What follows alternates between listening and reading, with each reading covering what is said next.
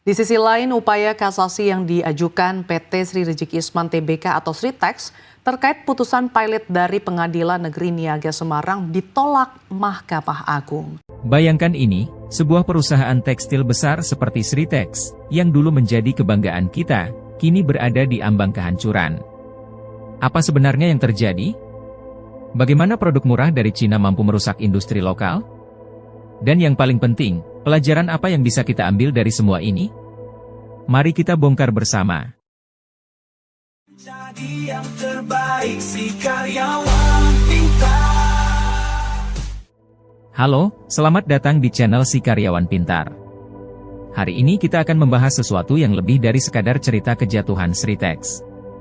Ini adalah kisah besar tentang dinamika global yang mengguncang industri lokal kita. Apa yang bisa kita pelajari dari peristiwa ini? Yuk, kita mulai.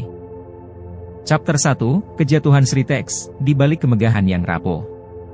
Sritex, sebuah nama besar yang pernah menjadi simbol kejayaan.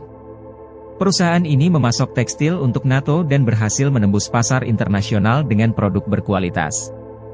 Tapi di balik cerita sukses ini, ada fondasi yang ternyata rapuh. Pendapatan ekspor Sritex turun drastis. Dari $762 juta di tahun 2020 menjadi hanya $159 juta di tahun 2023. Ini lebih dari sekadar angka, ini adalah peringatan keras. Beban utang mereka terus membengkak, dan ketika pandemi datang, situasi semakin buruk. Namun, pandemi hanyalah awal dari masalah besar. Pasar lokal dibanjiri produk tekstil murah dari Cina dengan harga yang sulit dipercaya. Seperti ombak besar menghantam kapal kecil, Sritex pun tak mampu bertahan. Kejatuhan ini mengingatkan kita bahwa dalam dunia bisnis yang terus berubah, tidak ada ruang untuk kelalaian. Bahkan perusahaan besar yang tampaknya tak tergoyahkan sekalipun bisa runtuh ketika dinamika global berubah drastis.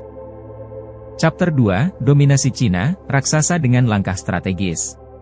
Ketika kita berbicara tentang Cina, kita tidak hanya berbicara tentang negara dengan populasi terbesar di dunia, tetapi juga tentang mesin ekonomi yang mendominasi banyak sektor global. Di industri tekstil, Cina telah menguasai lebih dari 30% ekspor global, dengan nilai mencapai lebih dari $300 miliar pada tahun 2022. Namun, di balik angka yang mengesankan ini, ekonomi Cina sedang melambat. Krisis properti mereka berdampak langsung pada kepercayaan konsumen lokal, menyebabkan permintaan domestik menurun drastis. Perusahaan tekstil mereka menghadapi tumpukan stok yang terus bertambah, dan ini adalah ancaman bagi ekonomi mereka. Apa yang dilakukan Cina untuk mengatasi ini? Mereka membanjiri pasar global dengan produk murah. Ini bukan kebetulan, melainkan strategi. Dengan memanfaatkan skala ekonomi, efisiensi produksi, dan dukungan pemerintah, mereka menjaga roda ekonomi tetap berputar. Bagi negara-negara seperti Indonesia, ini adalah tantangan besar. Produk Cina tidak hanya murah, tetapi juga dibuat dengan efisiensi tinggi dan kualitas yang cukup kompetitif. Strategi ini mengubah permainan dan memaksa pemain lokal untuk berpikir ulang tentang cara bersaing di pasar global. Chapter 3, Mengapa produk Cina sangat murah? Ketika kita melihat produk tekstil dari Cina yang harganya jauh lebih murah, pertanyaannya muncul, bagaimana mereka bisa melakukannya? Jawabannya terletak pada ekosistem industri mereka yang sangat terintegrasi. Di Cina, setiap tahap produksi, mulai dari bahan baku, proses manufaktur, hingga pengiriman, terhubung dalam rantai yang efisien. Hal ini memungkinkan mereka memotong biaya produksi sekaligus memastikan produk sampai ke pasar dengan cepat. Teknologi juga memainkan peran besar. Pabrik-pabrik mereka menggunakan mesin otomatis yang meningkatkan produktivitas, sementara skala produksi besar-besaran membuat biaya per unit menjadi jauh lebih rendah. Namun, rahasia lainnya adalah dukungan pemerintah. Subsidi, insentif pajak, dan kebijakan perdagangan memberikan mereka keunggulan tambahan. Dengan semua ini, produk mereka tidak hanya murah, tetapi juga dirancang untuk mendominasi pasar global. Strategi ini telah memberikan tekanan besar pada produsen lokal di banyak negara, termasuk Indonesia, yang harus menghadapi persaingan harga yang hampir mustahil dikalahkan. Chapter 4, Dampak Global, ketika dunia merasakan efeknya. Dampak dari banjir produk tekstil murah dari Cina terasa di seluruh dunia. Industri tekstil di berbagai negara menghadapi tekanan yang luar biasa. Di Bangladesh, yang selama ini menjadi salah satu produsen garmen terbesar di dunia, tekanan dari produk murah Cina membuat pabrik-pabrik kecil tutup satu persatu. Ribuan pekerja kehilangan pekerjaan, menciptakan gelombang ketidakstabilan sosial di banyak komunitas yang bergantung pada industri ini. Sementara itu, di Pakistan, industri tekstil yang pernah menjadi tulang punggung ekonomi kini juga berada di bawah bayang-bayang Cina. Harga murah dari produk impor membuat produsen lokal kehilangan daya saing, memaksa banyak perusahaan untuk menghentikan operasi mereka. Bahkan di Afrika Barat, negara-negara seperti Nigeria dan Ghana yang sempat berharap menjadi pusat produksi tekstil untuk benua mereka, kini justru menjadi korban. Pasar mereka dibanjiri produk murah, menghancurkan produsen lokal yang tidak mampu bersaing dengan harga serendah itu. Namun, dampaknya tidak hanya soal ekonomi. Strategi besar ini mengubah kehidupan jutaan orang di berbagai belahan dunia. Ini bukan sekadar angka, tetapi kisah manusia yang kehilangan mata pencaharian, warisan budaya yang terkikis, dan mimpi yang hancur. Bagaimana negara-negara lain bisa bertahan? Dan apa yang bisa kita pelajari dari situasi ini?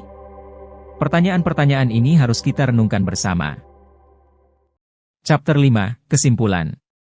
Kisah Sritex bukan sekadar cerita tentang kejatuhan sebuah perusahaan. Ini adalah cermin bagi kita semua, tentang bagaimana perubahan besar dapat mengguncang bahkan yang tampaknya tak tergoyahkan. Sritex pernah menjadi raksasa dalam industri tekstil, tetapi pandemi, banjirnya produk murah dari Cina, dan beban utang yang terus membengkak membuat mereka tidak mampu bertahan. Pelajaran pertama yang bisa kita ambil adalah pentingnya inovasi. Dalam dunia yang terus berubah, stagnasi adalah musuh terbesar. Perusahaan harus terus mencari cara untuk beradaptasi dan tetap relevan. Pelajaran kedua adalah perlunya kebijakan yang mendorong keberlanjutan. Pemerintah harus mendukung industri lokal, bukan hanya dengan proteksi, tetapi juga insentif untuk teknologi dan efisiensi.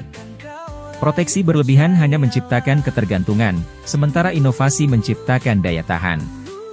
Dan terakhir, sebagai konsumen, kita memegang peran penting.